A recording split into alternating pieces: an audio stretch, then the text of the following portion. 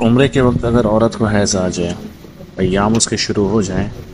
اور اس عورت نے ابھی تک احرام نہ باندھا ہو تو کوئی حرج نہیں ہے، کیونکہ عورت حالت حیض میں احرام باندھ سکتی ہے۔ حالت حیض میں احرام باندھنے کے بعد عورت کے لیے تمام افعال کرنا جائز ہے، ہاں صرف طواف نہ کرے اور نماز پڑھنا بھی منع ہے۔ اس لیے احرام کی نیت کرتے وقت جو 2 رکعت نماز پڑھی جاتی ہے وہ نماز بھی نہ پڑھے، بلکہ غسل یا وضو کر کے قبلہ رخ بیٹھ جائے اور احرام کی نیت کر کے تلبیہ پڑھ لے۔ اب اگر عورت نے حالت حیض میں عمرے کا احرام باندھا یا پاکی کی حالت میں احرام باندھا تھا اور اس کے ایام شروع ہو گئے، تو احرام باندھنے کے بعد جب اس کے ایام شروع ہوئے تو مکہ مکرمہ جانے کے بعد پاک ہونے کا انتظار کرے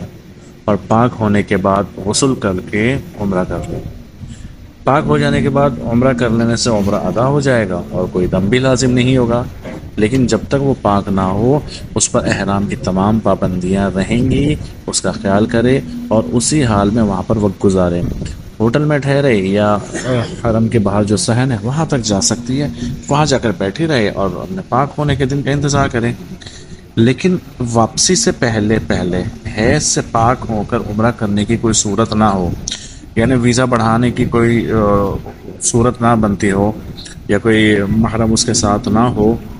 تو اب مجبوری ہے اس کی، تو مجبوراً حالت حیض ہی میں عمرہ کر لے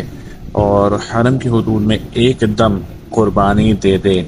دم سے مراد یہ ہے کہ حدود حرم کے اندر ایک عدد بکرا یا بکری، دمبا یا مینڈھا حدود حرم میں ذبح کرے، جس کا گوشت خود نہیں کھا سکتی بلکہ فقراء اور مساکین کو کھلائے۔